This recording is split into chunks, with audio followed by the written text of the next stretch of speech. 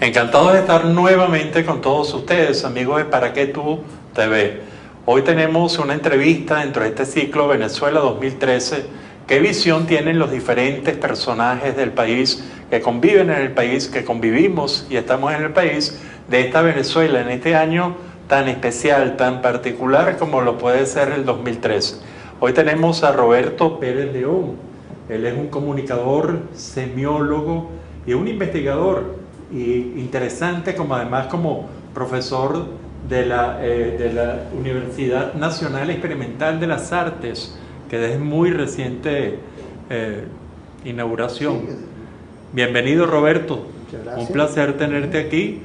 Y bueno, yo quiero contigo abordar la visión que puede tener un semiólogo, un experto en cine, en teatro, de lo que puede pasar y de lo que vamos a hacer y de lo que vamos a hacer los venezolanos en 2013.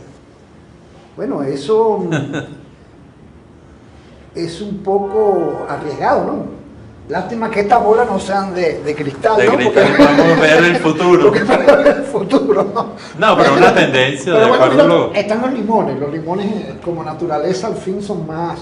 Ya como semiólogo te diste cuenta de los limones y la bola. Entonces, en realidad, yo no creo que el 2013 vaya a ser diferente al 12 y al 14. No, lo ves como un ciclo. Yo lo veo como un ciclo realmente.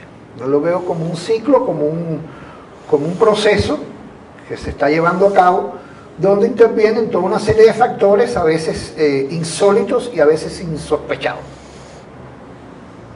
Que pasó en el 12 y va a pasar en el 14. Y va a pasar en el 14. Es quizás esa fuente de lo real maravilloso americano, ¿no? Que, bueno, este país, no por gusto, es el lugar donde se gestó la concepción de lo real maravilloso americano de Alejo Carpentier, ¿no? Ajá. Donde, bueno, esa cosa de lo insólito, lo maravilloso que es justamente aquello que es una irrupción inusitada de la realidad. O sea, parece ser que yo me imagino que Carpentier en su tumba debe estar orgullosísimo, porque sencillamente él textualizó algo que es tan importante para la cultura americana como es lo real maravilloso americano, lo textualizó en este país que está dando en estos momentos, bueno, toda una serie de acontecimientos y de irrupciones inusitadas de la realidad. Que parecen a veces mentiras. Exactamente. Que parecen a veces mágicas. Exactamente, son mágicas. Son Percepciones. mágicas por un lado y a veces maravillosas por el otro. Ajá. Y también terribles por otras. Exactamente, pero ahí está. Yo creo que los dos conceptos, de mágico y el de maravilloso, engloban todo lo que estamos disfrutando, sufriendo y esperanzando en este país, ¿no? Que es justamente, bueno, lo mágico es una concepción, digamos, intelectual a partir de una creencia, ¿no? Y lo maravilloso es eso, la irrupción inusitada de la realidad. Entonces, cuando esas cosas se mezclan, que fue lo que pudo ver Carpentier, bueno, con esa visión que tienen los artistas, ¿no? Que no son constructores, sino que son creadores, ¿no? Y que lo vio en este país, y eso es lo que hace precisamente que la constancia de lo real maravilloso sea lo que en algún momento, no, creo que era Borges quien decía eso, que lo terrible es que mañana va a ser igual a ayer, igual a hoy. Entonces no individualizas 2013. Esa es la primera yo no lo conclusión. individualizo. Forma parte de un ciclo más grande. Forma parte de un ciclo probablemente más grande, Que comenzó en qué año que evidentemente comenzó con la llegada de Chávez al poder. y que va a terminar cuándo. Y que haría falta la bola de cristal. Pero podría terminar justamente en la maduración de un proyecto que está en el futuro. O sea, yo creo que aquí lo interesante es ese futuro al cual o en el cual realmente está depositado lo que todavía no hemos sido capaces de tener la posibilidad de ver. Es decir, esto es como en mi pueblo cuando yo era niño decían el juego de Chuchulumbé, mientras más lo mira menos lo ve, porque son tan rápidos. El acostumbramiento. son tan rápidos, son tan inusitados y son tan, digamos, mágicos las apariciones de la realidad, que hacen justamente que a veces no se... ¿Son irracionales? No, yo no creo que sean irracionales porque siempre salen del hombre y el hombre nunca es irracional. No, por más emotivo que sea. Aunque sea por más emotivo. Siempre la emoción está... Esta es una pregunta cauciosa. Entonces, ¿se parece mucho a lo que es realismo mágico? ¿Es lo mismo? ¿Se diferencia Yo algo? lo diferenciaría, doctor, justamente no con el realismo mágico. Se parece mucho a lo real maravilloso.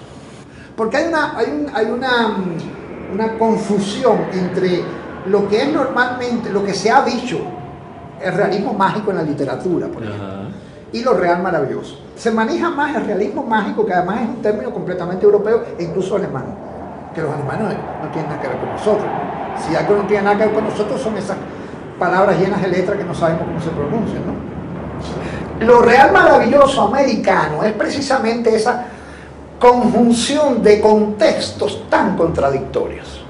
Le pongo un ejemplo, que lo tenemos en Caracas, por ejemplo. Así. Por ejemplo, imagínense que usted está parado ahí en la esquina donde está la Universidad de las Artes, donde yo doy clase, por ejemplo. La Plaza Morelos. La Plaza Morelos, ajá. Esa plaza se llama Morelos, o sea, de que está al frente ahí. Bueno, ahí mismo, ahí mismo. Frente a... Sí, que donde está la estatua, la escultura de la estatua de Morelos. De Morelos, sí. Ya, está sí, el sí. Centro de Bellas Artes. Exactamente. Museo de Bellas Ahí. Artes. Entonces usted mira ahí y ve el Teresa Carreño. El Teresa Carreño es una de las estructuras arquitectónicas más sorprendentes desde el punto de vista arquitectónico. Es una belleza. Como infraestructura teatral es una de las más completas del mundo. No cabe la menor duda. Frente tenemos el hotel, Alba Caracas, se llama ahora, el Hotel Hilton, que era la representación de la absoluta aristocracia, los Hilton, ¿no? Después tenemos... En el centro de Caracas. Estamos ahí mismo. Después tenemos justamente en las torres de Parque Central, que en su momento representaron uno de los eventos arquitectónicos más destacados del continente americano. Pero a menos de 100 metros tenemos un cerro. El Guarataro. No, yo no sé cómo se llama. Es un cerro de un barrio, que es el barrio del sur, San Agustín del Sur. Y encima de todo eso, ahora, no sé si estoy hablando para los camarógrafos muy alto, porque como doy clase, pues a veces les tumbo Es contundente lo que le está diciendo. Ahora tenemos un funicular. Imagínense la cantidad de contextos que hay todos mezclados, que todos son contradictorios. Además, el más contradictorio es ese proceso civilizatorio que hay entre el Teresa Carreño, el hotel y el Parque Central. Y después tenemos el cerro con una sociedad absolutamente marginal, esas cosas tan contradictorias. Y eso es lo que se llama realismo maravilloso. Eso va a seguir en Venezuela en 2013. Por supuesto. Y va a prolongarse en el 2014. Exactamente. Y podría suceder, ahí sí tendría que intervenir, no sé, no lo mágico, sino la magia. Bueno, que esas cosas desaparecieran, no creo que eso desaparezca, eso es un problema estructural que no se cambia no sé. ¿Y esto se parece a Cuba? No. Cuba no es realista maravillosa. Esa pregunta me la hacen mucho. Bueno, evidentemente son dos revoluciones. Yo tengo privilegios de estar en las dos, porque son privilegios. O sea, yo nací en aquella, ya yo era un muchachito cuando aquella empezó, y ahora estoy en esta. Y salgo de esta y voy para aquella. Entonces es un intercambio que a veces como que me trastorna, ¿tú entiendes? Porque realmente, pero no se parecen en nada. En lo único que se parecen es realmente es que ni en eso, ni en el antiimperialismo. En eso hay una gran confusión. ¿Qué la puede explicar? No se parecen en nada. Nada. En nada. Y en el tipo de liderazgo, por ejemplo. Tampoco. Si nosotros hacemos un análisis del liderazgo de Fidel Castro y de Chávez, son totalmente diferentes. El liderazgo de Chávez es un liderazgo más, no me gusta utilizar la palabra, pero bueno, más telúrico. El de Fidel es más intelectual.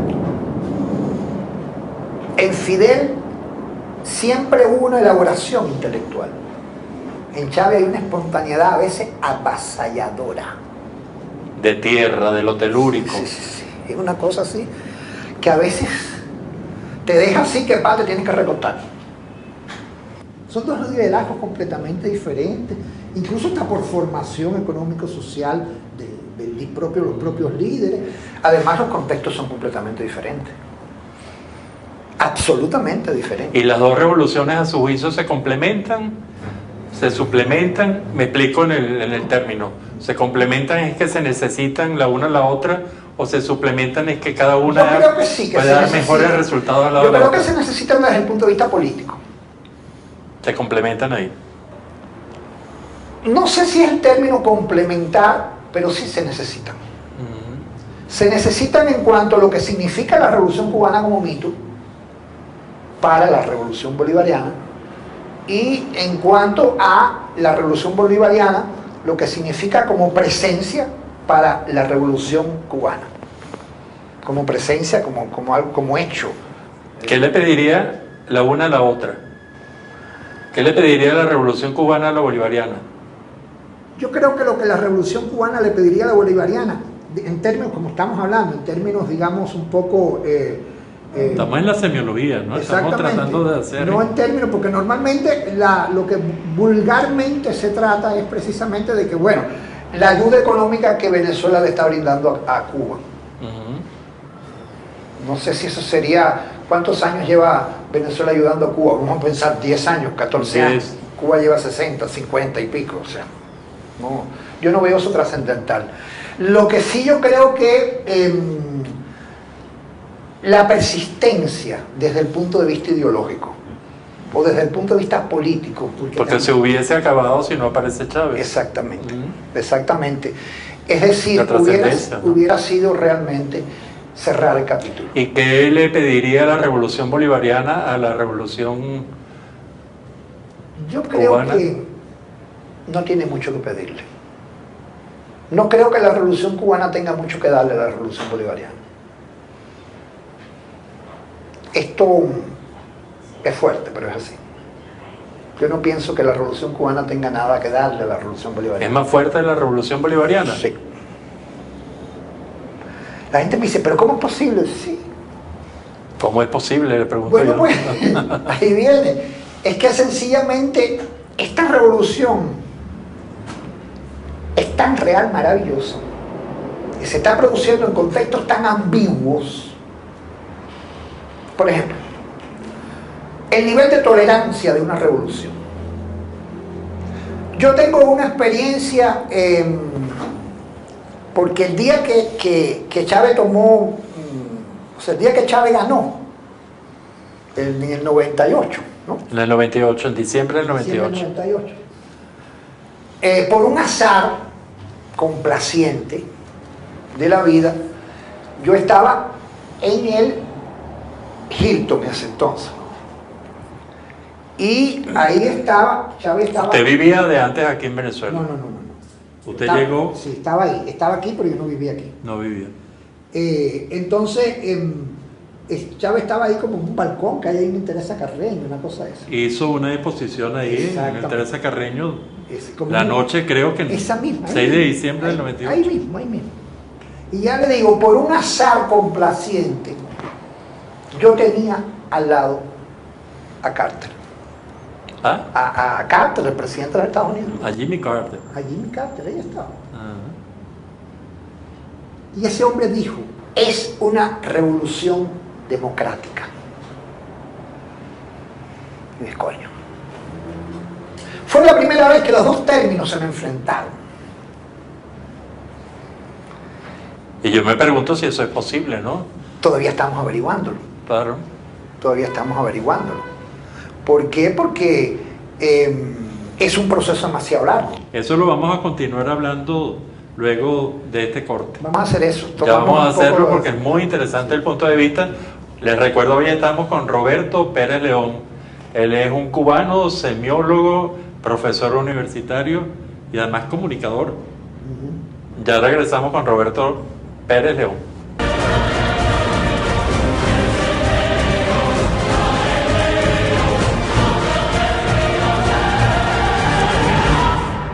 Y continuamos con Roberto Pérez León, y él dijo algo que llama la atención. Y a mí, como estudioso de ideología, de todo lo que es, me llama la atención: revolución democrática. Lo dijo Jimmy Carter. Jimmy Carter. Y usted se impactó. No, yo me quedé porque los dos términos aparentemente son... Sí, aparentemente no. Contradictorios. Aparentemente no. A veces realmente para hacer una revolución social hay que de alguna manera reprimir las libertades formales. Pues las revoluciones no tienen que ser procesos rápidos. No, los procesos... Hay revoluciones lentas. No son revoluciones lentas. El problema es que la acumulación de procesos son los que generan una revolución. Y la revolución ya es un suceso que en el tiempo y en el espacio puede durar. Porque la revolución es desde el punto de vista de... o sea, es la elaboración y la ejecución de toda una serie de procesos de cambio. Yo entiendo revolución por procesos rápidos de cambio, profundos, totales, no en donde quizás hay un esquema y se cambia por otro esquema. No necesariamente, esos son procesos. Pues si no se llama evolución a mi juicio. Es que la revolución es una evolución. Pero rápida. Lo que es porque rápido si no, es, entramos en un proceso de evolución. Pero es que realmente está interesante esto de que cómo podríamos empezar a hacer coincidir o hacer... A menos que en el tiempo histórico del hombre 10 años, 12 años no es nada. Por supuesto. Claro, En el tiempo histórico pero partiendo. Pero de todas maneras las revoluciones, si no son revoluciones y drásticas en un comienzo, se transforman en procesos de evolución con diferentes cambios. Claro, el problema es que no podemos confundir saltos cualitativos con revolución. Los saltos cualitativos, cuando se convierten en... Los saltos cuantitativos, cuando se convierten en saltos cualitativos, ya son la revolución. Pero son procesos que llevan un tiempo. Ahora bien, el súbito, por ejemplo, el súbito social, las situaciones revolucionarias son una cosa y la revolución es otra. Digamos, pensemos en la revolución bolivariana. Si requiere una explicación de eso. Sí, la revolución bolivariana es todo este proceso que en el tiempo y en el espacio tiene X dimensión. Ahora bien, las acumulaciones o los saltos revolucionarios son súbitos que van sucediendo dentro del proceso revolucionario. Y esto lo estamos mirando, por ejemplo, no sé, aquí en Venezuela, en el caso de el proceso constituyente, el proceso constituyente. Son procesos realmente... Eso fue el comienzo de la revolución. Que fue el comienzo de la revolución y sin embargo, por ejemplo, hoy mismo, el día que estamos grabando esto, es 10 de enero. 10 de enero del 2013 se está produciendo justamente se está cuajando ese proceso que fue en el año 90. No, cuando se apoyó ¿Y por qué hoy? Hoy porque es el momento en que se está sucediendo. Estamos hablando del 10 de enero. O sea, este es un hecho. Esto es un día que no podemos pasarlo por alto. No, es histórico porque inclusive podríamos tener algunas discusiones. Que se empiezan a enfrentar, o sea, que se han enfrentado realmente de manera abierta los criterios constitucionalistas de los dos grandes bandos de este país. Y a esto hice. Con dos diferentes interpretaciones de la Constitución.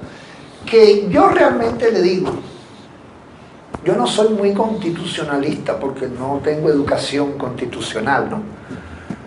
Pero realmente todo el que sepa leer a Vargas Llosa, por ejemplo, se da cuenta de la importancia del punto y seguido que hay en el artículo 231. Que no es punto y aparte. Que no es punto y aparte. Es punto y seguido. Punto y seguido. Es decir, es cuando dos ideas están en una misma gran idea. El punto y aparte es justamente, esto lo aprendí permítame repetirse porque es una cosa muy, muy hermosa, además, lo aprendí de Mario Benedetti. Mario Benedetti nos explicó a nosotros en una ocasión la diferencia entre punto y seguido, punto y aparte y coma. Cuando éramos estudiantes, estoy hablando ya casi desde el siglo antes pasado, ¿no? Entonces, y el maestro Benedetti nos decía, mire, un matrimonio están justamente bravos. Y por lo tanto, si están bravos, ellos justamente, uno se acuesta de un lado de la cama y el otro se acuesta del otro lado. Punto y seguido. No, ese es punto y coma. Punto y coma. Punto y coma. Uno de ellos decide que no, esto es demasiado, yo me voy a dormir para la sala. Y se va a dormir para el sofá de la sala. La misma casa. En la misma casa, están en el mismo techo. Eso es punto y seguido. Pero, y si decide, no, yo me voy para un hotel, esto para mí es absolutamente irresistible. Punto y aparte. Esa relación semántica que le produce los puntos, porque el problema es que las maestras de cuarto grado nos desgracian la vida, ¿no? Porque dicen que los signos de puntuación son pausas en la respiración. Es una barbaridad. Pausa de pensamiento. Son pausas de pensamiento. Son pausas para lograr justamente un sentido, para lograr precisamente semiológicamente una huella en el lector, ¿no? Entonces, esos puntos que están en ese párrafo, que yo creo que en las constituciones no se llama párrafo, es una palabra horrible que se llama párrafo, ¿no? O párrafo. Falta un abogado aquí. Hasta que no sé cómo es, pero yo sí oigo esa palabra, que es una palabra feísima. Paráfano. No sé. Parágrafo. Una cosa esa que no sé lo que es a derecho. Habría que, vamos a investigar antes del final de ese programa con un abogado. Entonces, eso nos está produciendo, o ha producido en estos momentos en el país, bueno, un enfrentamiento muy interesante. Un enfrentamiento muy interesante que yo pienso que en algunos casos se ha producido desde una sensación de angustia existencial. Miedo. De miedo. Pérdida de bienestar. No solo de bienestar, sino pérdida de futuro. No sabemos si hay futuro. Exactamente, el futuro es algo... Y aún así usted dice que el año 2013 no es importante. No, porque es como el 12. Seguimos viviendo lo mismo. Esto es como una especie de... Porque justamente lo que pasa el 10 de enero, hasta el momento que lo estamos grabando, es un momento crucial, es un momento en donde se da, para la mayoría de los juristas, de muchos juristas, una ruptura constitucional. Es decir, se lee como, ¿por qué? Porque realmente si vamos a la lógica, ahora, otra cosa es si entramos en el realismo, que usted lo llama maravilloso. Eso lo podría llamar yo realismo mágico, a lo mejor con otra mentalidad, pero es como una escisión. Por ejemplo, alguien que tenga, sigue el presidente Chávez y hay una diferencia entre el presidente electo y el presidente que comienza. Hay una diferencia. Entonces, todas esas sutilezas son déficits del idioma, o son libre interpretación, o es un ejercicio de poder porque yo soy mayoría, interpreto la Constitución como yo quiero. No podemos olvidar de eso. Yo no sé si se ha interpretado la Constitución desde... Yo no puedo hablar mucho de esto porque no sé mucho de la Constitución, además ni siquiera es la Constitución de mi país. Pero yo creo que evidentemente es un ejercicio de poder. Es un ejercicio de poder. Es un ejercicio de poder, realmente no siempre. Y yo interpreto de acuerdo al poder que tengo, a la mayoría que tengo, una mayoría bien interesante. Claro, pero cuando vamos al origen, también por ejemplo, que no es única de la revolución, es ejercicio de cualquier poder, y que eso poder. es lo que busca la democracia. La democracia busca precisamente que no se hagan esos ejercicios de poder. Claro, pero eso, por ejemplo, es lo que a mí a veces, por ejemplo, que es lo que me molesta de la oposición venezolana, y ya vamos a poner las cartas sobre la mesa. Coño, ¿cómo es posible que ese ejercicio de poder, que veamos ¿cómo se llama? Esa resolución que hizo el Tribunal Supremo, ¿no? Como un ejercicio de poder, pero que habría que enfrentarlo ante el otro ejercicio de poder que yo vi, y me acuerdo con una amiga común, con Kenia Campano, cuando sucedió ese hecho insólito que fue el llamado golpe de Estado venezolano, que no se sabe ni lo que fue. El 11 de abril. Pero vamos a seguir hablando de esto en la próxima parte del programa, y realmente ha sido un tema muy interesante, ¿no? Queríamos contextualizarlo más en el año, ¿no? No olvidarnos mucho de lo puntual y político. Vamos a entrar al año. Justamente estamos grabando esto el 10 de enero de 2013. Acompañados de unos grandes visitadores de acero, que son los... Bueno, y nos despedimos con el amigo Roberto Pérez León. Muy interesante la discusión, y ya vamos a regresar.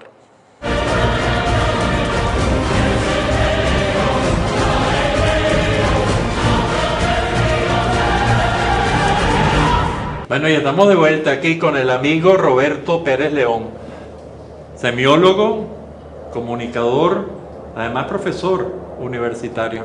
Y realmente ha sido hasta ahorita un gran placer discutir algunas cosas de una manera bien interesante. Por ejemplo, y todo parte del término que usted le oyó a Jimmy Carter, el término de revolución democrática. Y esto dio pie a una gran cantidad de elementos en la pasada. Pero yo quiero que llevemos 2013 en Venezuela, que usted siente que va a ser una continuación del 2012 y un anticipo del 2014. Si lo pudiera llevar a imágenes, usted como semiólogo, ¿qué imágenes pondría, fantaseando con la bola de cristal, a Venezuela 2013 desde el punto de vista social, desde el punto de vista económico, desde el punto de vista político? Me encantaría también con el capital humano. ¿Qué pasa con ese realismo maravilloso que dice usted? ¿Qué pasa y qué visión tiene? ¿Qué visión tiene del país? Y me encanta que sea una persona precisamente que viene de una revolución, de la Revolución Cubana, que nos diga esto. Si usted le puede decir a la gente que nos está viendo qué pueden esperar, inclusive la gente de oposición, la gente que no cree en revolución, ¿qué le puede decir? ¿Y qué imágenes, inclusive, si se puede ser optimista? Yo creo que en realidad en los procesos sociales es muy difícil justamente predecir, ¿no? Pero dada la concepción que yo tengo de una imagen, que es una concepción absolutamente poética, es decir, a veces se me critica porque quizás la semiología yo la abordo desde el punto de vista de un sistema poético. Para mí la imagen no es una construcción, para mí la imagen es una creación. Y creo que la imagen es la única de las historias posibles. Y además, algo más. Por lo único que puede ser un hombre condenado es por la traición a una imagen. Esto tengo el privilegio de haberlo aprendido. Pero yo tengo que asimilar eso. Sí. La traición. Por lo único que un hombre podría ser condenado es precisamente por la traición a una imagen. ¿Y cómo se traduce eso? Bueno, por ejemplo, vamos a traducirlo así de manera cotidiana. A veces Juanita Pérez, que es mi mamá, no es justamente para mí Juanita Pérez, es la imagen de la madre. Que no es una construcción. No, todo lo que representa. Esto, exactamente, además es una creación, que ni siquiera es mía, es una creación a veces de la naturaleza o de la naturaleza. cultura. De la naturaleza, que podría ser también cultura, ¿no? Claro. Que podría ser cultura. Bueno, pero en caso de esto yo lo aprendí de un poeta que quizás es uno de los escritores que más ha dolido, más ha removido y más perdurará en la historia de la literatura cubana, que es José Lezama Lima. Acabamos de celebrar el centenario de Lezama. Entonces, desde ese punto de vista, yo creo que al ser la imagen la única de las historias posibles, y que no es una construcción, sino que es una creación, y que tiene tal fuerza... Puedes crear con toda libertad entonces las imágenes de Venezuela. Ahí está. ¿Cuáles son? Ahí está, ahí voy. Ahí voy. Entonces... Qué buena explicación Por ejemplo, una imagen de Venezuela, que es justamente la imagen que normalmente uno pudiera tener de un país tropical, por ejemplo. ¿Cómo es posible que en algún momento o desde el proceso de revolucionario que se está viviendo se ha creado un nivel de desorganización?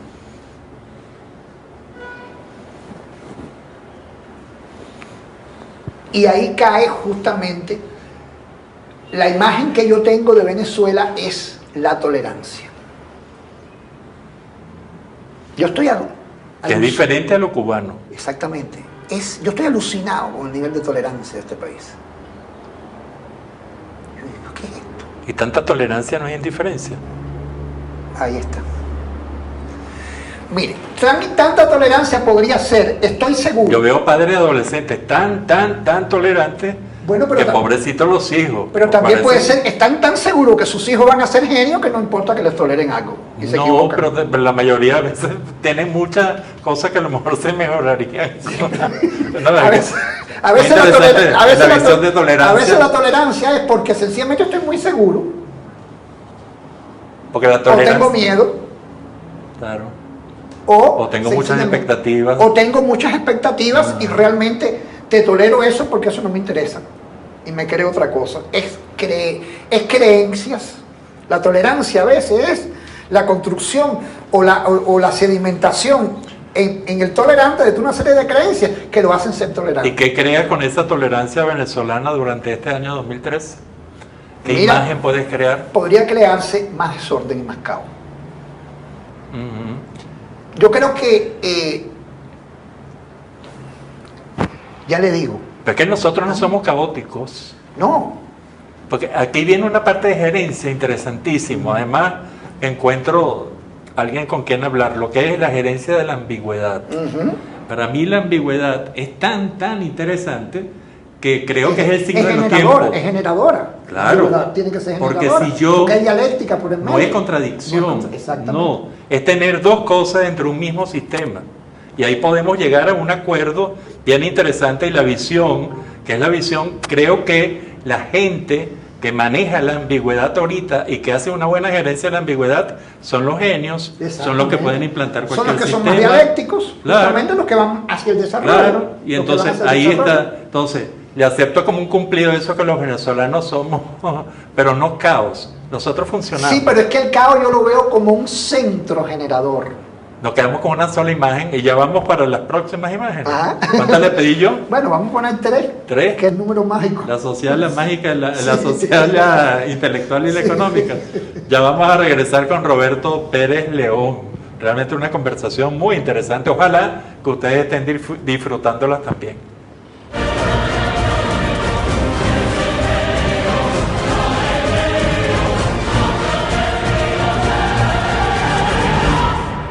Y estamos de vuelta a esta conversación, además muy interesante, con Roberto Pérez León. Y quedó una tercera imagen con la cual el semiólogo se recrea 2013. Y ha sido, creo que, unas evaluaciones, por no llamarlas diagnósticos, unas evaluaciones muy interesantes de lo que somos los venezolanos, ¿no? Y sobre todo verla con ese ojo de hombre sensible creado en otra revolución. ¿Sí?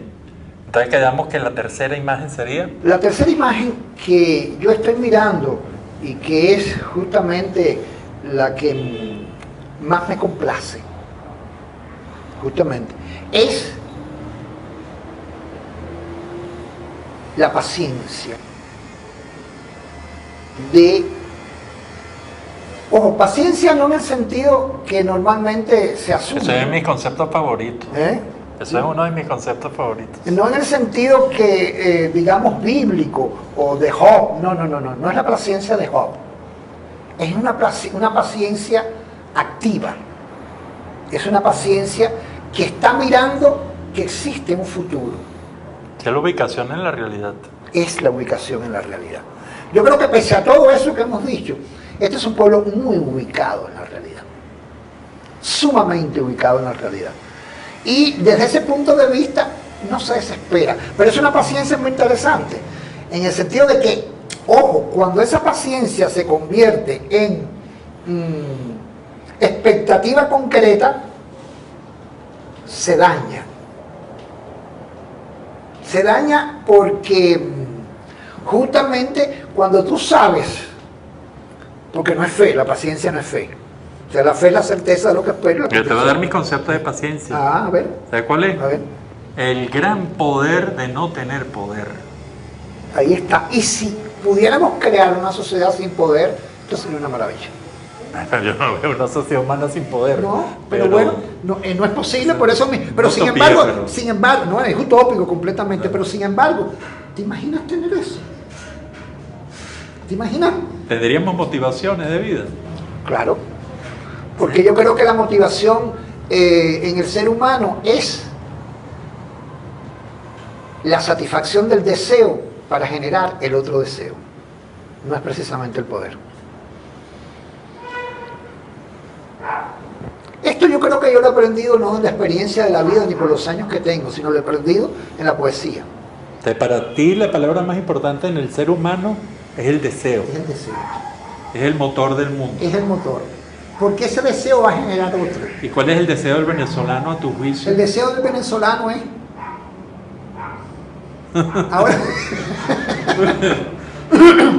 Ahora haría un cuento que ahora no puedo hacerlo porque el espacio no nos va a dar tiempo, ¿no? Pero después cuando se cierran las cámaras se los hago. Que es un cuento de Pepito que aquí se llama Jaimito, ¿no? Pero bueno, el deseo del venezolano yo creo que es justamente como sociedad que es capaz de haberse creado, de haberse construido y de haber creado dentro de contextos absolutamente ambiguos, de que puedan convivir este limón, por ejemplo, esta bola y este vaso de agua. La diversidad. La diversidad. Porque... Pero la revolución venezolana no acepta la diversidad. Y ahí es donde quizás es el punto de mayor choque contra la diversidad. Yo no creo exactamente que no acepte la diversidad. Yo creo que aquí hay una polarización tan grande que... Pero si yo pertenezco a determinado sentimiento político, yo estoy excluido de los otros grupos. Sí, pero entonces los otros grupos, si yo pertenezco a determinado, también estoy excluido. Ajá, es una polarización atroz. Pero eso es un diagnóstico horrible. Es horrible, es una polarización Ajá. atroz, que yo no sé qué se está haciendo para que esto se Porque Venezuela es un pueblo de diversidad. Yo soy diverso. Yo soy producto de un holandés que vino de Ámsterdam con una merideña que vino a Caracas desde Mérida. Imagínense. Con su familia. Entonces, eso es Venezuela. Eso es lo real maravilloso. Nosotros somos mestizos y yo soy orgulloso de eso. Exacto. Y cuando tengo muchas diferencias con la gente, más bien, yo creo que el entrenamiento que falta es totalmente lo contrario. Es buscar en qué me parezco a quien soy tan diferente para poder hacer la convivencia. Y yo creo que todo esto se solucionaría. Y ese es el gran defecto para mí de la revolución bolivariana. Con una política. Yo creo que uno de los defectos de la revolución bolivariana, ¿sabe cuál es? La no construcción de una imagen mediática verdaderamente revolucionaria. Cuando digo verdaderamente revolucionaria, es la imagen que sea capaz de crear una nueva y verdadera imagen del venezolano o de la Venezuela. Porque, por ejemplo, los medios de comunicación... Son diferentísimos, yo me encargo de esa investigación. Los medios de comunicación en este país son los que más han pateado. Si algún país ha sido pateado por los medios de comunicación desde todos los tiempos, es este. Es una cosa... Y yo me asombro y digo, mierda, ¿cómo es posible que la revolución bolivariana no haya podido crear Eso hace poco en Cuba hacíamos una discusión en relación a eso. Ella ha podido crear realmente medios que sean capaces de crear las imágenes, por lo menos de la revolución. ¿No? ¿Venezuela para ti es hombre o mujer? Venezuela para mí es una creación. ¿Hombre o mujer? Ni es ni hombre ni mujer. Es indefinido. Ahí no hay una dificultad para ya plantear una imagen. Exactamente, pero porque yo estoy brindando otra imagen, no la imagen de la diferencia, la imagen de la creación. Porque es hombre y mujer, es una creación. No, porque los seres humanos necesitamos humanizar todo. Bueno, pues es una creación humana. Bueno, es el paradigma creativo. Es una creación humana que en este momento no importa el sexo que tenga. No importa el sexo que tenga. Ay, si lo tiene que representar. Si yo tuviera que representarlo, lo representaría como un ángel, sin sexo. Sin sexo no. Hace poco alguien me dijo que se había descubierto el sexo de los ángeles. Sí, ¿cuál era? Es un problema. Tendríamos que hacer otro programa, doctor. Es trans. Que no es ni trans, es una cosa. Hermafrodita, tiene los dos. Imagínese un sexo a base del sonido de las plumas. Pues es una imagen bellísima. Bueno, pues eso mismo. Por ahí andamos en Venezuela. Como el sexo de Dios. Vamos a ver, el sexo de Dios podría ser. Sí. Podríamos. Yo creo que estamos viviendo, que somos no espectadores, sino protagonistas de uno de los momentos más hermosos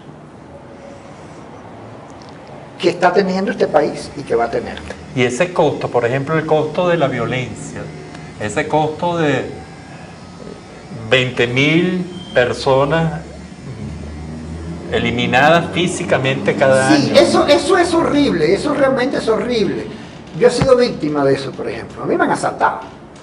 Y el problema es que a veces yo pienso que debido justamente, doctor, a la percepción de la violencia que hacen los medios de comunicación, de un lado y de otro, nos asustamos tanto. Yo creo que sí, que hay violencia, es cierto, la hay. Y yo la siento. Yo la siento porque a mí me han Ese costo es terrible. También, puede ser el momento histórico perfecto. Ese costo es terrible, pero realmente no es lo que más pesa en este país. ¿Qué es lo que más pesa? Yo creo que lo que más pesa en este país es el futuro. Que si no tenemos pasado no lo podemos construir. Que si no estamos claros en el pasado, y el pasado no es una lección de historia, ojo, vamos a estar claros eso. No. El pasado no es una lección de historia. ¿El pasado es? El pasado es el cierre de un gran verso que se nos olvidó. Y no lo estoy metaforizando para realmente ocultarle alguna respuesta. Es sencillamente eso. El pasado es eso, la canción que se nos olvidó, pero que sabemos y la podemos tararear. ¿Dónde podemos encontrar la letra? Ahí está, en el futuro. En el futuro. En el futuro. El futuro no lo conocemos, pero realmente podemos cambiarlo. Muchas gracias, Roberto Pérez León. Realmente un placer y ojalá podamos comunicarnos otra vez. Pues sí, como no, con algunas coyunturas muy especiales. Muy disfrutable esto. Porque realmente es un placer hablar con usted. Pues ya nos andaremos por esas calles, ¿no? Por esta calle. Muchas gracias y ustedes, estimados amigos, realmente es un placer siempre comunicarnos en Para Que Tú TV. Será hasta el próximo de los invitados. Qué bonito eso, ¿para qué tú te ves? Para Que Tú TV. Qué lindo eso, yo no me había dado cuenta de eso. Cuando se iba la perseguía la policía. Oye, conciencia, mejor te escondes con la paciencia. Por ningún lado se encuentran rastros de valentía. Quienes la vieron dicen que estaba pálida y fría. Se daba cuenta que estaba sola y sin compañía. Y cada vez que asomaba el rostro, se le veía. Por eso eso cuídate de las esquinas, no te distraigas cuando caminas, que pa' cuidarte yo solo tengo esta vida mía. Por eso cuídate